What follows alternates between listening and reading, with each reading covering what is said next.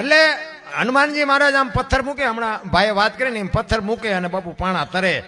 એમાં રાવણના જે સૈનિકો હતા ને ઈ ગભરાઈ ગયા કે હારા આમને પાણા મૂકે ને તરે, આમને પોગાય કેવી રીતે, આ તો મારી નાખે. રાવણ પાસે જઈને કીધું ઈ કે સીતાજીને હોંપી દો ને. કે કેમ? ઈ કે પેલા આમ પાણા મૂકે છે દરિયામાં તો પાણા તરે છે, આપણને જીવવા દે. રાવણ કે પણ એમાં હું બહુ મોટી વાત હતી, પાણા તો મારેથી તરે. તો બધા કે તમારથી તરે? કે હા હા. અને મંદોદરી ઉભા ઉભા સાંભળે.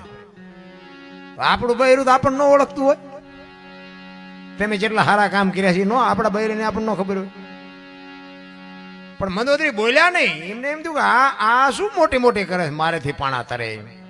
એટલે એમના સૈનિકો કે તમારથી પાણા તરે કે અમને ખાતરી કેમ થાય? કે હાલો તમને નજરે દેખાડું. ગયા મંદોદરીએ ગયા.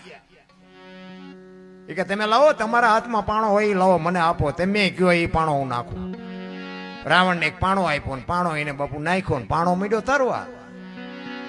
બધાને વિચાર થયો હારો એ કે આ તો આપણે રાવણમાં કાંઈ ઘટતું નથી, હવે રામ અરે બાજી લેવું, ભલે જેવા હોય એવા.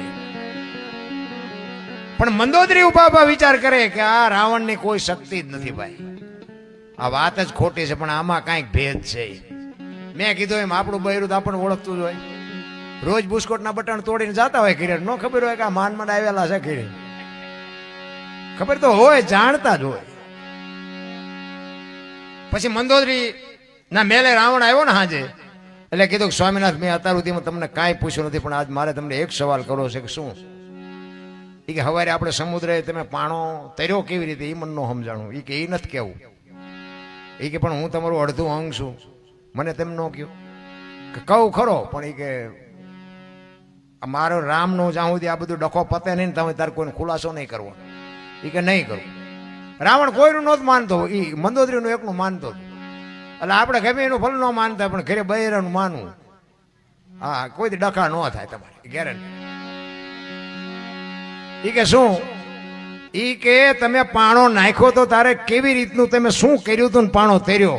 ઈ કે મેં પાણાને આમ ઘા કર્યો ને તાર પાણાને મેં કીધું તું જો તું નો તરીને તો તને રામ દુઆય છે, એટલે પાણો તર્યો તો. કે તો બરોબર ને, કે તમે જેટલા પુણ્યશાળી છો એ મને ખબર છે.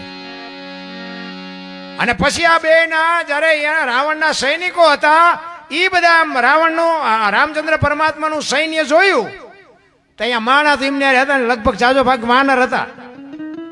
એમાં રાવણના સૈનિકો રાજી રાજી રેડ થઈ ગયા. હવે કે આમાં જેટલાને મારશો ને આપણે તો કે 15 થી મહિનો સુધી ઉજાણી કરશું, આટલા બધા વાનર છે ને, ખાવા પીવાની કે મજા આવવાનું. એક વાનર હતો ને, એટલે એક સૈનિક હતો ને, એને કીધું ઈ કે આટલા બધા વાનર છે એટલે તમારે ઈ કે ઉજાણી કરવી હે. હા પણ કે જો તો ખરો નકરા વાનર છે, કે આ શું આપણને કરવાના હતા, મારીને મોજ કરશું. એક કે થોડાક દી મોર આવ્યો તો એક જ વાનર હતો, કે આખી લંકાને હળગાવીને જો તેથી ચાઈ ગયા હતા બધા, તેથી હાજર નહોતા. એકની તમે ઉજાણી નથી કરી, કે આટલા વાનરને તમે ઉજાણી કરશો? તેથી આખી લંકાના ઝાડવા ઉંબળી નાખ્યા, લંકા આખી હળગાવી, તો એ કઈ ઉકારો ન કર્યો. એ કે હા માર્યો હતું એવું. ઈ હનુમાન